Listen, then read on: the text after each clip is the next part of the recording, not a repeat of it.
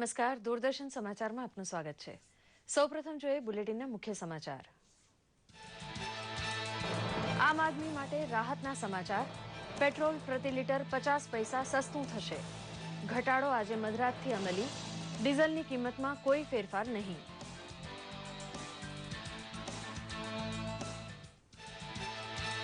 રશિયાનું વિમાન ઇજિપ્તના સિનાઈ ખાતે દુર્ઘટનાગ્રસ્ત। તમામ 220 પ્રવાસીઓના મરણની આશંકા। ઇજિપ્ત સરકારે હાથ ધર્યું બચાવ રાહત અભિયાન। 100 મૃતદેહો શોધી કઢાયા।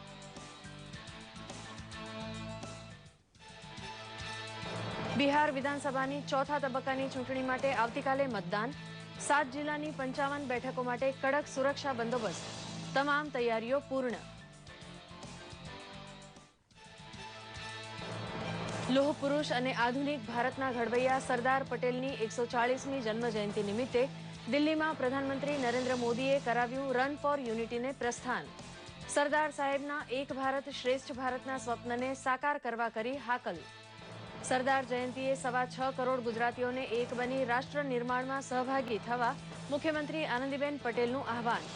ગાંધીનગરમાં સરદાર પટેલની 30 ફૂટ ઊંચી કાંસ્ય પ્રતિમાનું કર્યું અનાવરણ। જખૌ નજીકના દરિયામાંથી 3 બોટ સાથે 18 ભારતીય માછીમારોનું અપહરણ કરતી પાકિસ્તાન મરીન સિક્યોરિટી એજન્સી। માછીમારોને કરાંચી લઈ જવાયા।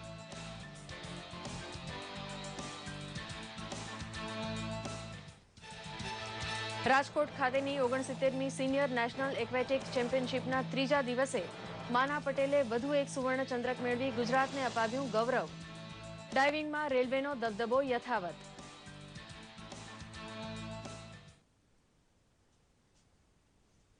સમાચાર વિગતવાર। મોંઘવારીનો માર સહન કરી રહેલી પ્રજા માટે એક રાહતના સમાચાર છે। પેટ્રોલના ભાવમાં પ્રતિ લીટરે 50 પૈસાનો ઘટાડો કરાયો છે। આ ભાવ ઘટાડો આજે મધરાતથી લાગુ થશે। આંતરરાષ્ટ્રીય બજારોમાં કાચા તેલના ભાવમાં ઘટાડો થયો હોવાથી પેટ્રોલની કિંમતમાં ઘટાડો કરાયો છે। ડીઝલના ભાવમાં હાલ કોઈ ફેરફાર કરાયો નથી। રશિયાનું 220થી વધુ મુસાફરો સાથેનું લાપતા વિમાન ઇજિપ્તના સિનાઈ પર્યટન સ્થળ ખાતે દુર્ઘટનાગ્રસ્ત થયું છે। મોટાભાગના રશિયન મુસાફરો સાથેના આ વિમાનનો ઉડાન બાદ તરત જ સંપર્ક તૂટી ગયો હતો। સમાચાર એજન્સી AFPએ આ સમાચારની પુષ્ટિ કરી હતી। ઇજિપ્તના પ્રધાનમંત્રીએ પણ રશિયાનું લાપતા થયેલું વિમાન સિનાઈ પ્લેનેસિયા વિસ્તારમાં દુર્ઘટનાગ્રસ્ત થયું હોવાના સમાચારને પુષ્ટિ આપીને દુર્ઘટના સ્થળે રાહત અને બચાવ ટુકડી મોકલી આપી છે। હાલ મળતા સમાચાર મુજબ સિનાઈ વિસ્તારમાંથી 100 મુસાફરોના શબ મળી આવ્યા છે।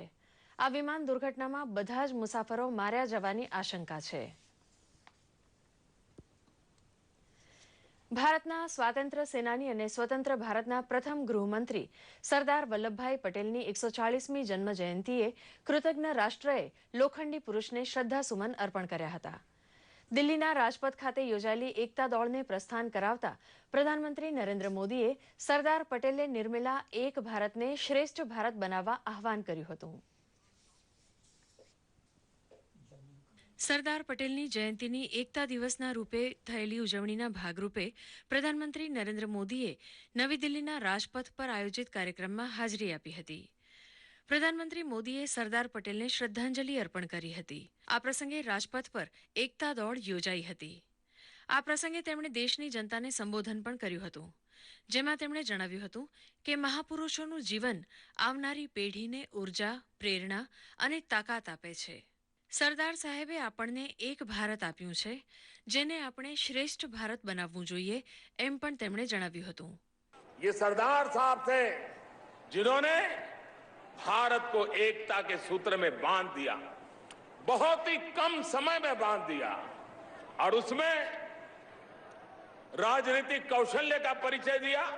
કેન્દ્ર સરકાર રાજ્યોના સહયોગથી એક ભારત શ્રેષ્ઠ ભારત નામની યોજના બનાવી રહી હોવાનું પણ તેમણે જણાવ્યું હતું। कल्पना ये है हर वर्ष अपने राज्य को किसी एक राज्य के साथ हर राज्य जोड़े। आने वाले दिनों में प्रति वर्ष एक भारत श्रेष्ठ भारत, एक राज्य दूसरे राज्य से, तब जाकर के हम हमारे भारत की इस विविधता को पहचान पाएंगे। અમદાવાદ મ્યુનિસિપાલિટીમાં મેયર તરીકે સરદારના યોગદાનને યાદ કરતા પ્રધાનમંત્રીએ ઉમેર્યું હતું કે સરદાર પટેલે પોતાના ઉચ્ચ વિચારોનો પરિચય આપીને મહિલાઓ માટે અનામતની સૌથી પહેલા હિમાયત કરી હતી. बहुत कम लोगों को पता होगा उस कालखंड में अंग्रेजों की सरकार थी, तब सरदार वल्लभ भाई पटेल ने अहमदाबाद म्युनिसिपल कॉर्पोरेशन में महिलाओं के लिए 50% रिजर्वेशन का प्रस्ताव लाए थे. એકતા દોડ અગાઉ પ્રધાનમંત્રીએ તમામને એકતાના શપથ લેવડાવ્યા હતા. દોડમાં દિલ્હીવાસીઓએ ઉત્સાહભેર ભાગ લીધો હતો. આ સાથે જ પ્રધાનમંત્રીએ દેશના પૂર્વ પ્રધાનમંત્રી ઇન્દિરા ગાંધીને પણ યાદ કરીને તેમના બલિદાનને દેશ કદી નહીં ભૂલી શકે તેમ ઉમેર્યું હતું.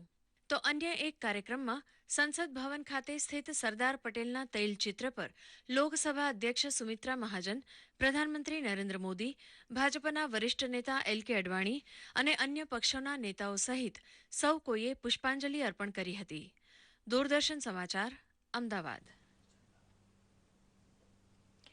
સરદાર પટેલની 140મી જન્મજયંતિ પ્રસંગે મુખ્યમંત્રી આનંદીબેન પટેલે પાટનગર ગાંધીનગરના સેન્ટ્રલ વિસ્ટા ખાતે સરદાર પટેલની પ્રતિમાનું અનાવરણ કર્યું હતું.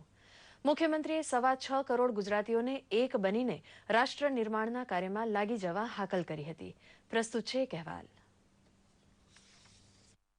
લોહ પુરુષ સરદાર પટેલની જન્મજયંતિની ઉજવણી પ્રસંગે મુખ્યમંત્રી આનંદીબેન પટેલે ગાંધીનગરમાં સાધુ બેટ ખાતે ઊભી થનારી સ્ટેચ્યુ ઓફ યુનિટી પ્રતિમાની પ્રતિકૃતિ રૂપ સરદાર પટેલની 30 ફૂટ ઊંચી પ્રતિમાનું અનાવરણ કર્યું હતું.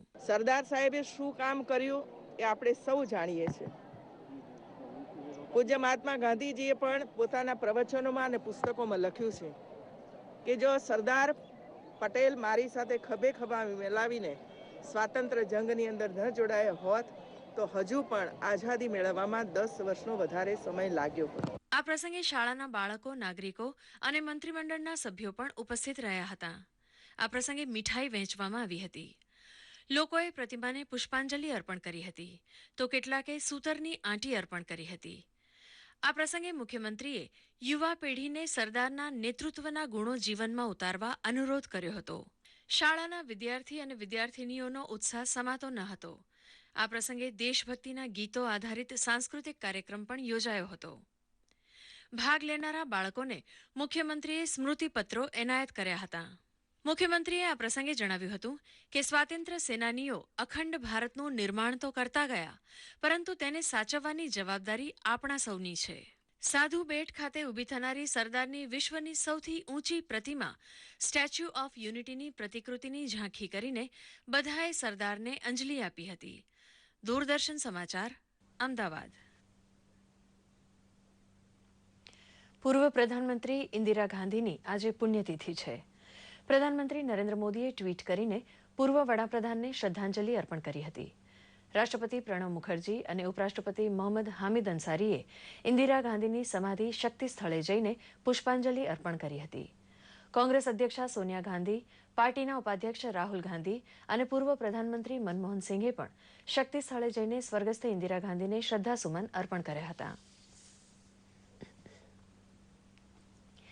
બિહારમાં 3 ચરણની ચૂંટણીઓ સંપન્ન થયા બાદ ચોથા તબક્કાનું મતદાન આવતીકાલે રવિવારે થશે. 7 જિલ્લાની 55 બેઠકો માટેના ચોથા તબક્કાના મતદાન માટે ગઈકાલે સાંજે ચૂંટણી પ્રચારના પડઘમ શાંત થઈ ગયા હતા. આ મતદાન માટે તમામ રાજકીય પક્ષોએ તેમની પૂરી તાકાત કામે લગાવી દીધી છે. નેતાઓ પોતાના ઉમેદવારોના સમર્થનમાં હવે ડોર ટુ ડોર પ્રચાર કરી રહ્યા છે. રાજ્યના સીતામઢી, શિવહર, પશ્ચિમી ચંપારણ્ય, ગોપાલગંજ અને સિવાન જિલ્લા સહિત નક્સલ પ્રભાવિત વિસ્તારોમાં આવતીકાલે યોજાનારા મતદાન માટે સુરક્ષા વ્યવસ્થા સુદૃઢ બનાવાઈ છે.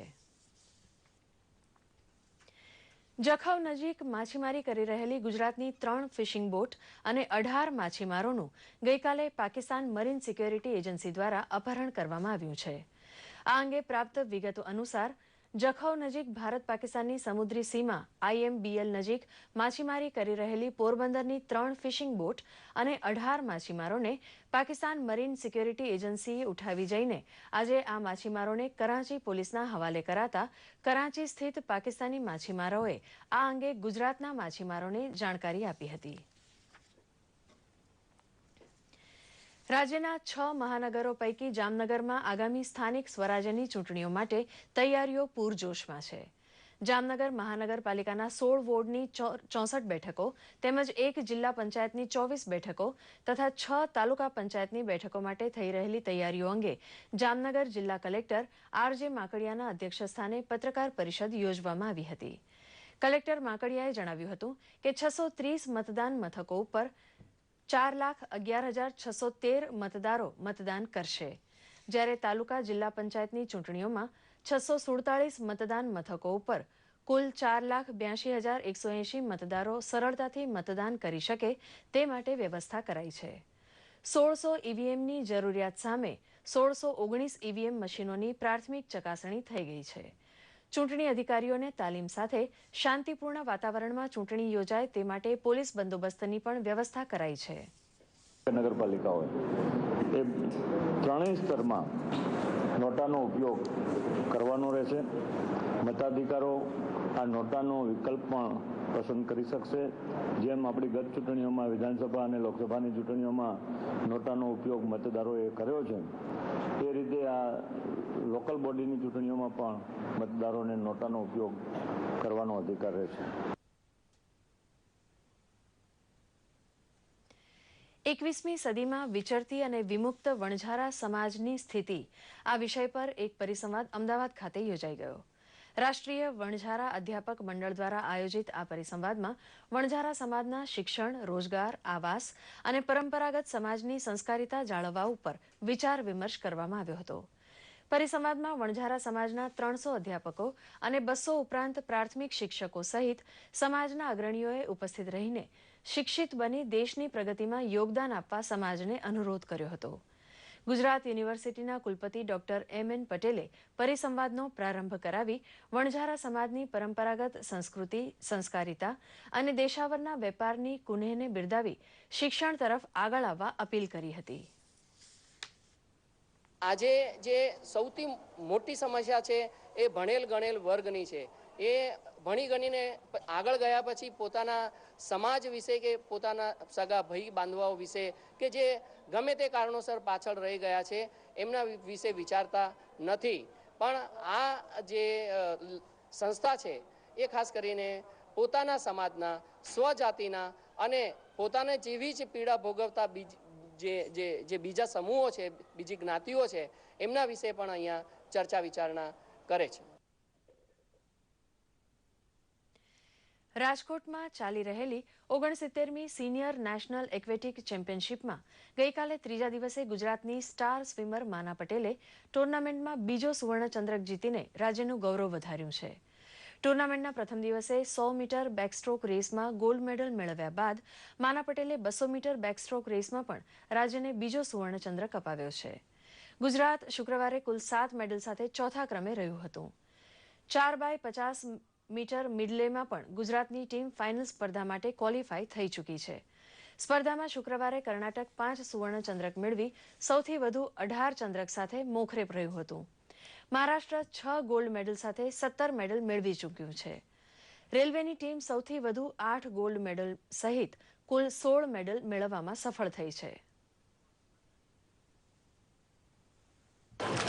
साउथ एशियन गेम्स है जो गुवाहाटी में होने वाली है. वो साउथ एशियन कंट्रीज के लिए है. भी क्वालिफाइंग मिला है, तो इच्छा है कि उसमें भी मैं अच्छा परफॉर्म करूँ और अपना बेस्ट टाइम. मैं सिंगापुर वर्ल्ड चैंपियनशिप के लिए गई और बैंकॉक एशियन एज ग्रुप के लिए गई. I stand 5th in Asia right now. बहुत क्रेडिट वाले, बहुत बढ़िया उम्दा हमारे स्विमर्स है. उसका फ्यूचर बहुत अच्छा है और अगले सालों में वो ओलंपिक्स में कई नामांकन ओलंपिक्स में भी प्रस्थापित करे, ऐसी हम विशेष उसको देते हैं. આ સાથે સાંજનું સમાચાર બુલેટિન સમાપ્ત થયું. નમસ્કાર.